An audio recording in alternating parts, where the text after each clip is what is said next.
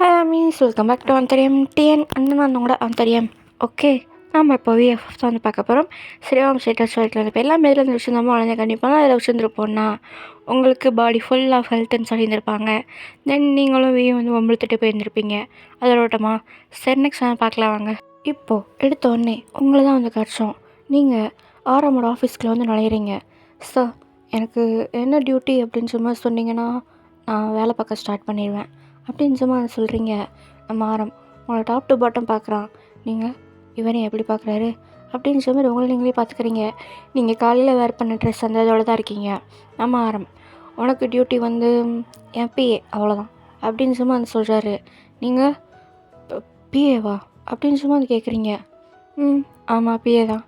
ஏன் அப்படின்னு சும்மா வந்து கேட்குறானா, இல்லை சார், எனக்கு எந்த எக்ஸ்பீரியன்ஸும் கிடையாது. அது மட்டும் இல்லாமல் கொரியாவுக்குமே நான் சைல்டுஹுட்டில் தான் இருந்திருக்கேன். இப்போ தான் ரொம்ப வருஷம் கழித்து வந்திருக்கேன். அதனால் நானுமே கொரியாவுக்கு புதுசு மாதிரி தான். அதான் கொஞ்சம் இதாக இருக்குது அப்படின்னு சும்மா சொல்கிறீங்களா. நம்ம ஆரம் அது ஒன்றும் பெரிய விஷயம் இல்லை. 24/7 நீ என் கூடயே இருக்க மாதிரி இருக்கும் சார். அது வந்து எனக்கு என்னென்ன வேலை இருக்குது, எங்கெங்கே மீட்டிங் இருக்குது அப்படின்ற மாதிரி நீ எனக்கு அப்டேட் பண்ணணும், என் ஷெடியூலை பார்த்துக்கணும், அவ்வளோதான் அப்படின்னு சும்மா சொல்கிறாரு. Okay sir, I will try my best அப்படின்னு சும்மா சொல்கிறீங்க. தென் அங்கேருந்து போக போகிறீங்களா. ஓஎன் அப்படின்னு சும்மா வந்து கூப்பிட்றாரு. சார் அப்படின்னு சும்மா திரும்பி பார்க்குறீங்க. எனக்கு தெரியும் உன் ப்ரைவசி உன் கம்ஃபர்ட்குள்ளே நான் தலையிடக்கூடாது தான். ஆனால் ஆஃபீஸ் ட்ரெஸ் கோடுன்னு ஒன்று வச்சுக்கோ, அந்த மாதிரி யூஸ் பண்ணிக்கோ. கேஷுவல் ஆஃபீஸுக்கு ஒத்து வராது. அது மட்டும் இல்லாமல் நீ இந்த ஆரமோட பிஏ, சிஇஓவோட பிஏ, உனக்கு நிறையா ரெஸ்பெக்ட் இருக்குது இந்த கம்பெனியில். அதுக்கேற்றாப்புல ட்ரெஸ் பண்ணு. நான் ஏதோ தப்பாவோ இல்லை ஓவராவோ பேசியிருந்தா ஐம் சாரி அப்படின்னு சொல்கிறாரு. இல்லை பாஸ், நான் நாளையிலேருந்து கரெக்ட் ட்ரெஸ் கோட் போட்டு வரேன். இன்றைக்கி கொஞ்சம் வெளியே போயிட்டு வந்தேன், அதனால் அப்படியே வந்துட்டேன் அப்படின்னு சொல்கிறீங்க. ஓ ஓகே, டேக் கேர் அப்படின்னு சொல்கிறாரா.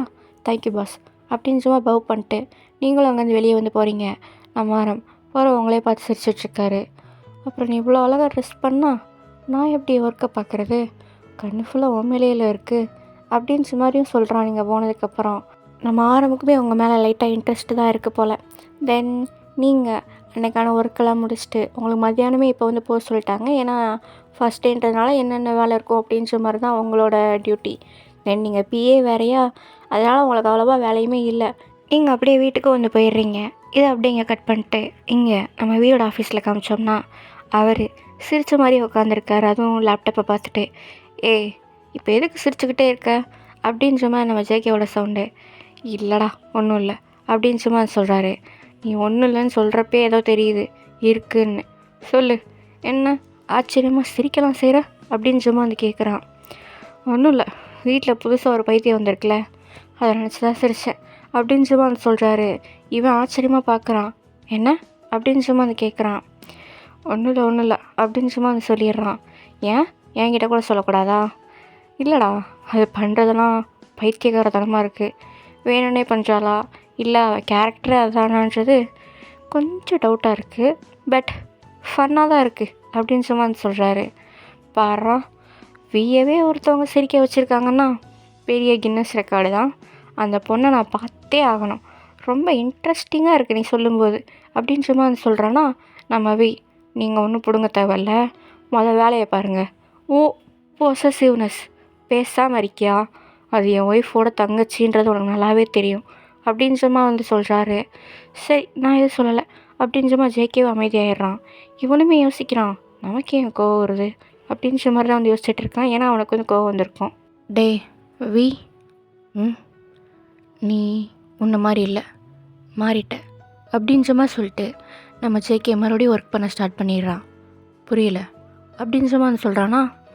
உனக்கு புரியும் ஒரு நாள் நீயே ரியலைஸ் பண்ணுறப்ப அப்படின்னு சொல்லிட்டு அவன் மறுபடியும் வேலை பார்த்துட்ருக்கான். வளர்றத நிப்பாட்டு, அந்த பிள்ளை என்னைய வச்சு தப்பாக பேசாத, அது என்னோட மச்சினிச்சி, நான் தப்பாக பேசல வி, அவங்க உன்னை சேஞ்ச் பண்ணுறாங்கன்னு தான் சொன்னேன் அப்படின்னு சொல்லிட்டு அவன் லேப்டாப் எடுத்துகிட்டு அங்கேருந்து வந்து போயிடுறான். நம்ம போகிற அவனே ஒரு மாதிரி கன்ஃபியூஸாக பார்த்துட்ருக்கான்.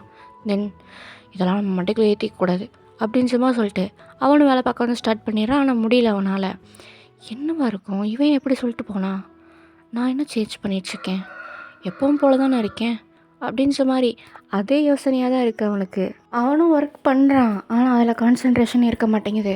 டேவி, என்னாச்சு உனக்கு? நான் எதுவும் தப்பாக சொல்லிட்டேனா? சரி, நீ அதை மைண்டுக்கே எடுத்துக்காத, வேலையில் கான்சன்ட்ரேட் பண்ணு அப்படின்னு சும்மா சொல்கிறாரா?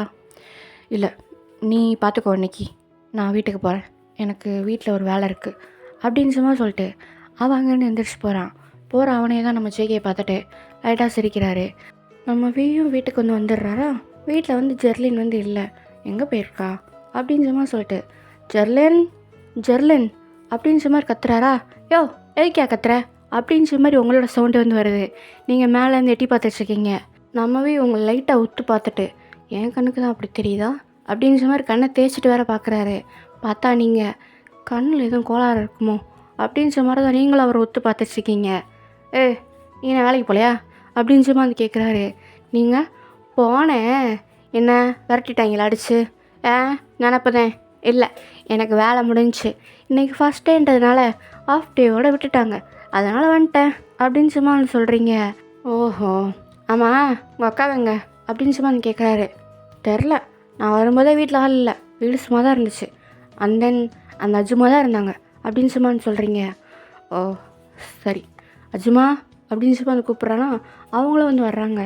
ஜெர்லினுங்க அப்படின்னு சும்மா கேட்குறான். தெரில மாஸ்டர், ஜெர்லின் மேம் வெளியே போயிட்டு வரேன்ட்டு போனாங்க, இன்னும் வரல அப்படின்னு சும்மா சொல்கிறாங்க.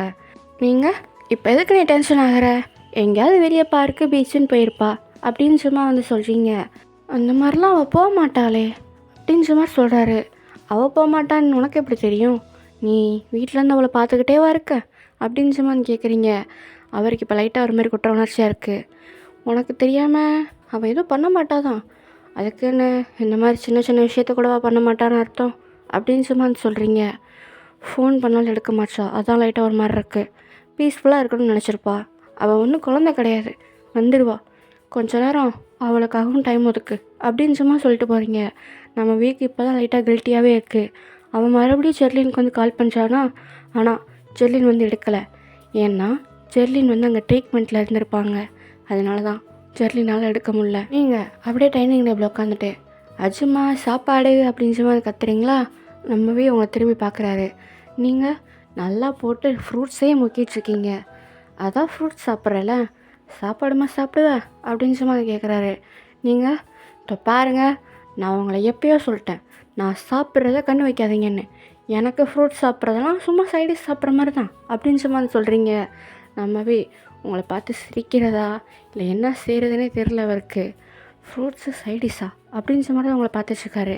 நீங்கள் உங்களோட டயட்டு, உங்களோட ரூல்ஸ் அண்ட் ரெகுலேஷன்ஸ் எல்லாம் உங்கள் வீட்டில் இருக்காங்க பார்த்தீங்களா, அவங்கக்கிட்ட சொல்லுங்கள் அப்படின்னு சும்மா சொல்கிறீங்க. அவர் உங்களை ஒரு மாதிரி நக்கலாக பார்த்துட்டு, நீயும் என் வீட்டில் தான் இருக்க அப்படின்னு சும்மா சொல்கிறாரு. என்ன சொல்லி காட்சியா? சரி வச்சுக்கோ, இப்போ நான் உன் வீட்டில் இருக்கேன், ஆனால் நான் டெம்ப்ரவரியாக தான் இங்கே இருப்பேன் அப்படின்னு சும்மா சொல்கிறீங்க. நம்ம வீக் இது லைட்டாக ஒரு மாதிரி இருக்குது, ஏன் அப்படின்னு சும்மா கேட்காது சீரியஸாக மூஞ்சி வச்சுட்டு. நீங்கள் என்ன அக்கறையா? அப்படிலாம் உங்ககிட்ட சொல்ல முடியாது அப்படின்ற மாதிரி சொல்லிட்டு உங்களுக்கு சாப்பாடு வைக்கிறாங்களா, நீங்கள் அதை எடுத்துகிட்டு சாப்பிட்டுட்ருக்கீங்க. நம்ம உங்ககிட்ட நான் ஒரு கொஸ்டின் கேட்டேன் அப்படின்னு சும்மா சொல்கிறாரு. நீங்கள் தின்ன விட மாட்டான் அப்படின்னு சொல்லி அந்த ஸ்பூனை கீழே வச்சுட்டு, இந்த ட்ரீட்மெண்ட், இந்த ப்ரெக்னென்சி, குழந்தை பிறக்கிறது எல்லாம் முடிஞ்சதுக்கப்புறம் ஒரு நிமிஷம் கூட நான் இங்கே இருக்க மாட்டேன், இந்த கன்ட்ரிலே இருக்க மாட்டேன் அப்படின்னு சொல்லி சொல்கிறீங்க. நம்ம எதுக்காக அப்படின்னு மாதிரி அங்கே உட்கார்றாரா? நீங்கள் எதுக்காகனா, என்னால் இங்கே இருக்க முடியும்னு தோணலை அப்படின்னு சொல்லி சொல்கிறீங்க.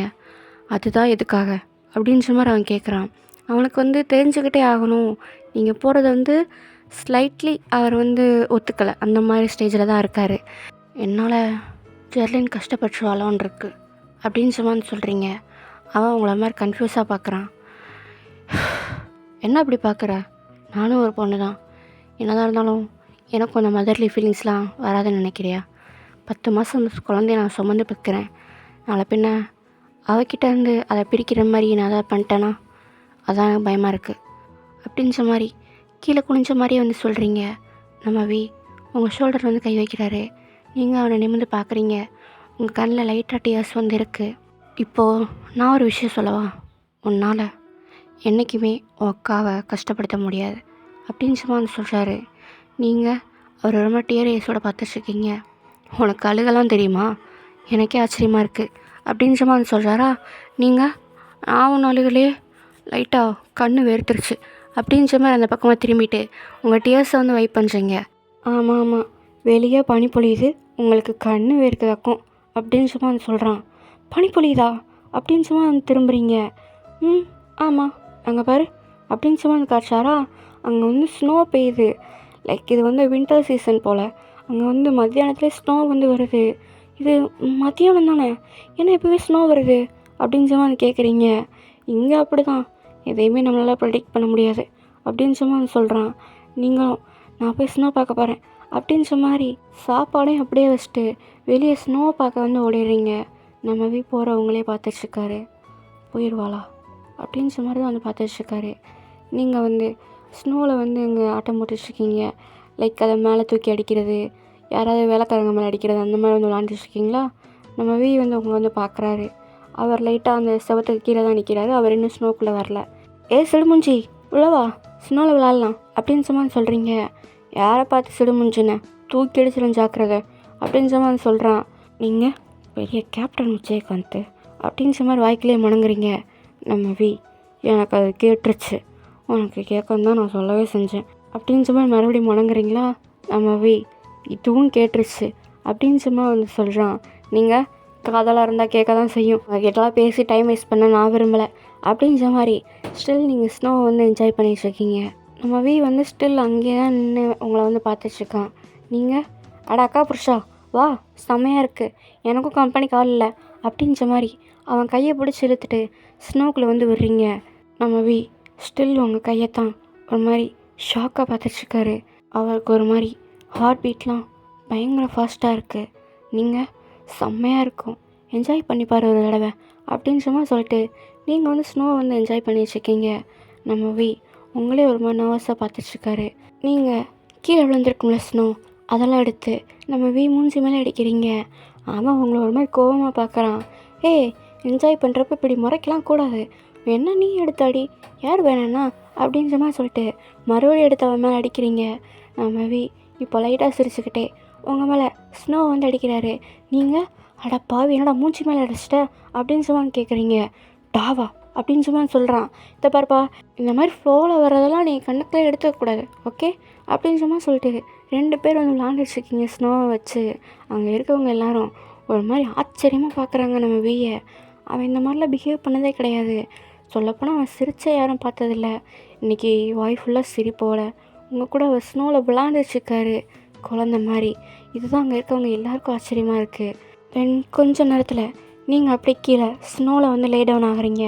நம்ம வைத்தியம் சளி கிளி பிடிக்க போது எந்தி போகலாம் அப்படின்னு சும்மா சொல்கிறாரு. கொஞ்ச நேரம் படம் நல்லா இருக்குது இந்த மாதிரி ஃபீல் அப்படின்னு சும்மா சொல்கிறீங்களா. நம்ம வந்து படுக்கிறாரு. அவருக்கும் இது ஒரு மாதிரி புதுசாக நல்லா தான் இருக்குது. நீ ஜெர்லின் கூட என்னைக்காவது இந்த மாதிரி விளாண்டுருக்கியா அப்படின்னு சும்மா கேட்குறீங்க. நம்ம வியோட ஸ்மைல் அப்படியே ஃபேட் ஆயிடுது. எதுவுமே சொல்லாமல் இருக்காரா, இல்லை தானே அப்படின்னு சும்மா கேட்குறீங்க. நம்ம அப்படின்னு சும்மா சொல்கிறான். அவளும் ஒரு பொண்ணு தான், என்னதான் அவன்கிட்ட வெளியே காட்டிக்கலனாலும் அவளுக்கும் இந்த மாதிரி எக்ஸ்பெக்டேஷன் இருக்கும்ல அப்படின்னு சும்மா சொல்கிறீங்க. நம்ம என்னால் இந்த மாதிரி ஃப்ரீயாக கூட இருக்க முடியல, அதான் ஏன் நீ தாலி கட்டின பொண்டாட்டி அவ அப்படின்னு சும்மா வந்து சொல்கிறீங்க. நம்ம உன்கிட்ட நான் இதை எப்படி எக்ஸ்ப்ரெஸ் பண்ணுறதுன்னு எனக்கு தெரில ஓயன், ஆனால் நீ நினைக்கிற மாதிரி எங்களோட மேரேஜ் லைஃப் ஸ்டார்ட் ஆகலை, நல்லபடியாக போகவும் இல்லை அப்படின்னு சும்மா வந்து சொல்கிறேன். நீங்கள் என்னது அப்படின்னு சும்மா வந்து கேட்குறீங்க. நம்ம வானத்தை பார்த்த மாதிரியேவும் எனக்கு கல்யாணத்துலேயே சுத்தமாக இன்ட்ரெஸ்ட் இல்லை, கல்யாணமே பண்ணிக்கக்கூடாதுன்றேன். எனக்கு ஸ்டடீஸ், பிஸ்னஸ் இந்த மாதிரி விஷயம் பிடிச்சிருந்துச்சு. லைஃப் லாங் அதோட மட்டும் ட்ராவல் பண்ணிடலாம் அப்படின்ற மாதிரி இருந்தேன். ஆனால் என் அம்மா உனக்கு பிஸ்னஸ் வேணும்னா நீ கல்யாணம் பண்ணியே ஆகணும்னு டிமாண்ட் வச்சாங்க. நான் தப்பு தான் ஒத்துக்கிறேன், என் பிஸ்னஸ்க்காக தான் உன் அக்காவை கல்யாணம் பண்ணேன். சரி ஓகே, கல்யாணம் பண்ணால் எல்லா மைண்ட் செட்டும் மாறிடும்னு நினச்சேன். ஆனால் கல்யாணம் இத்தனை வருஷம் ஆச்சு, என்னோடய மைண்ட் செட் இன்னுமே அப்படி தான் இருக்குது. உனக்கு ஒரு இடத்துல கூட எங்கள் அக்காவை பிடிக்கலையா? உன் அக்காவை நான் வெறுக்கவும் இல்லை, at the same time love பண்ணவும் இல்லை அப்படின்னு அவன் சொல்கிறாரு. நீங்கள் அவர் ஒரு மாதிரி கன்ஃபியூஸாக பார்க்குறீங்க. நம்மவே இவங்களை பார்த்துட்டு ஒரு சில விஷயங்கள் நம்மளால் புரிய வைக்க முடியாது. அதை உணர்றப்ப தான் தெரியும் அதோட தாக்கம் என்னென்னு அப்படின்னு அவன் சொல்கிறாரு. சரி, இப்போ என்ன தான் சொல்ல வர? இத்தனை வருஷத்தில் உன் அக்கா எனக்கு ஒரு நல்ல ஃப்ரெண்டாக தெரிஞ்சா, நல்ல வெல்விஷராக தெரிஞ்சா. ஆனால் என் பொண்டாட்டி ஆகணுன்ற ஒரு விஷயத்த அவளும் ட்ரை பண்ணல, எனக்கும் அது தோணலை அப்படின்னு அவன் சொல்கிறான். நீங்கள் அவள் கூட பழுத்திருக்க, ஆனால் உனக்கு பொண்டாட்டியை தோணலையா? ஒரு விஷயத்தை நான் ஓப்பனாக சொல்லவா வயன்? உன் அக்கா கூட இத்தனை வருஷம் ஆச்சு கல்யாணம் ஆகி, ஆனால் நான் அவள் கூட இன்டர் கோர்ஸ் வச்சதுன்னு பார்த்தா ஒரு 10 டைம்ஸ் இருக்கும், அவ்வளோதான். நீங்கள் அவனை ரொம்ப ஆச்சரியமாக பார்க்குறீங்க, அவ்வளோதான். நான் தான் சொன்னேன்ல, என் பொண்டாட்டி ஆகணுன்ற உரிமையை அவளும் எடுத்துக்கல, எனக்கும் அதை அவங்கக்கிட்ட கொடுக்கணும்னு தோணலை. அவங்க கூட நான் ஒன்றா இருந்தேன், ஆனால் ஒன்லி இன்டர் கோர்ஸ் மட்டும்தான். ஏன் நீ ஏதாவது ஸ்டெப் எடுத்துருக்கலாம்ல அப்படின்னு சும்மா வந்து கேட்குறீங்க.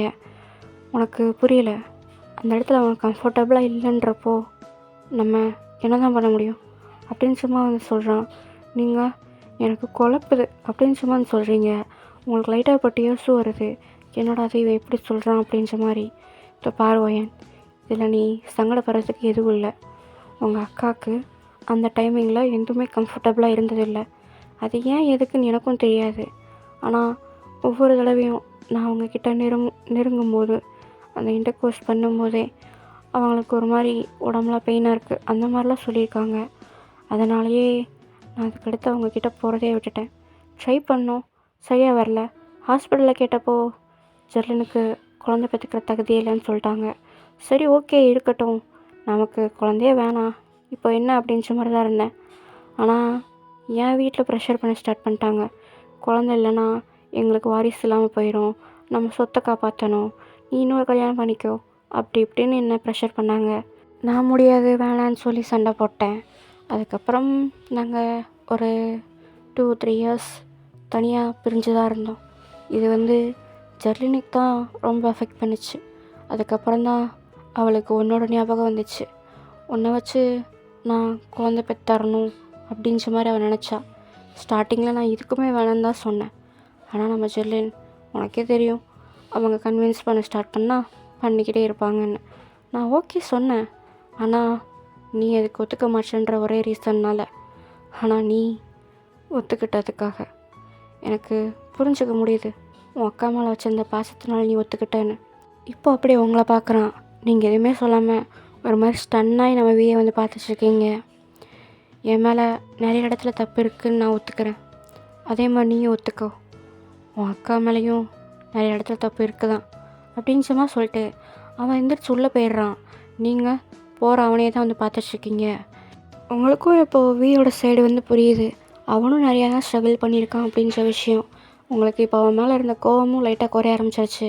ஏன்னா நீங்கள் உங்கள் அக்கா சைடவே பார்த்துருந்துருப்பீங்க, அதனால தான் வீ மேலே கோவம் வந்திருக்கும். இப்போ அவனும் இவ்வளோ ஸ்ட்ரகிள் பண்ணியிருக்கான், அவன் மனசுக்குள்ளேயும் இவ்வளோ இருக்குது அப்படின்னு நினைக்கிறப்ப உங்களுக்கு என்ன சொல்கிறது, அவன் மேலே இருந்த கோவம் குறைய தான் செய்யுது. நீங்கள் நம்ம அக்கா ஏன் இப்படி பண்ணா, அவகிட்ட இதை பற்றி பேசி ஆகணும் அப்படின்ற மாதிரி தான் பார்த்துட்ருக்கீங்க.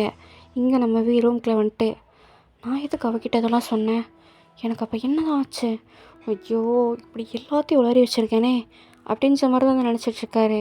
ஒரு ஃப்ளோவில் சொல்லிட்டார், ஒரு என்ஜாய்மெண்ட்டு அந்த இதெல்லாம் சேர்ந்து. ஆனால் இப்போது உங்கள்கிட்ட இதை சொன்னது அவளுக்கு ஒரு மாதிரி ஆக்வர்டாக இருக்குது. என்னடா பண்ணி வச்சுருக்க அப்படின்ற மாதிரி தான் இது பண்ணிட்டுருக்காரு.